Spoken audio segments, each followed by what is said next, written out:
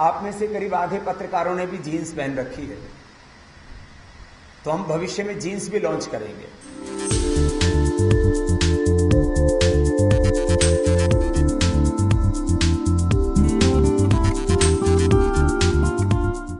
Toothpaste पासून आट्यापर्यंत आणि बिस्किटांपासून cosmetic पर्यंत पतंजलीनं जणू बाजारावर कब्जा केला। पण नेहमी स्वदेशी वस्तूंसाठी आग्रही असलेले रामदेव बाबा अचानक विदेशी पेहरावाकडे का झुकले? स्वदेशी वस्त्र तो हम चाहते ही, स्वदेशी वस्त्र भी हो, लेकिन यदि जीन्स भी पहनी हो तो स्वदेशी पहने, उसको विदेशी क्यों पहने भाई? वक्त के साथ वेशभूषा बदल सकती है, लेकिन जीन्स स्वदेशी क्यों नहीं हो सकती? विदेशी कंपनियों की क्यों?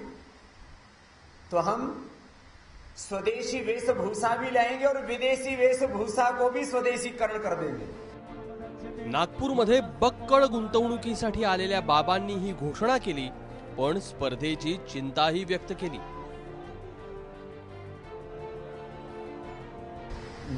एडिडास, नाइकी और पता नहीं प्यूमा फूमा जो भी है स्पोर्ट्स में भी और बहुत से हैं। फिर इसके बाद में आगे जूतों के बारे में भी सोचेंगे।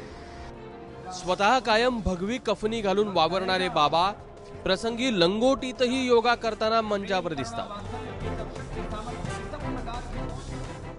पण मग अचानक या जीन्सचं फॅड बाबांच्या डोक्यात आलं कुठून?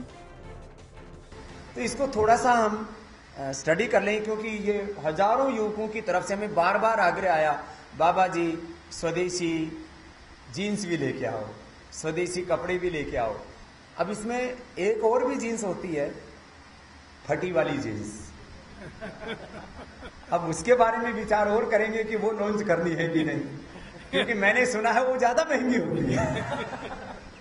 लेकिन ये इस साल इसका पूरा होमवर्क पूरा हो जाएगा। हो सकता है इस साल के अंत तक, नहीं तो अगले साल तो आ ही जाएगी। योग साधनेच्या माध्यमातून रामदेव बाबांनी विशेषतः ज्येष्ठांची मर्जी मिळवली आहे। स्वदेशीच्या सहाय्यानं पतंजलीला प्रगतीची चाकही दिली आहे। पण प्रगतीचा हाच वेग टिकवायचा असेल तर तरुणाईला आकर्षित करावंच लागेल, आणि हाच मंत्र बाबांना चांगलाच उमगलाय। जे बाहेरचे परदेशी ब्रँड्स आहेत हे फक्त आपल्या ब्रँडची किंमत वसूल करतात। आज 3,000 4,000 हजाराची यांची जीन्स असतात, बहुतेक किंमत त्यांना 1,000 रुपये जात असेल। त्यामुळे जर बाबा जर ते जीन्स काढतील पतंजलीची, त्यामुळे आता त्यांचा ब्रँड एक आहेच, ब्रँड बाबाचा ब्रँड बनलेला आहे। त्यामुळे ते आणि जर कम्फर्टेबल असेल, अफोर्डेबल असेल, कम्फर्टेबल असेल आणि क्वालिटी जर चांगली असेल तर नक्कीच यूथ त्याला रिस्पॉन्स देईल, आणि मी तरी नक्की घेईल।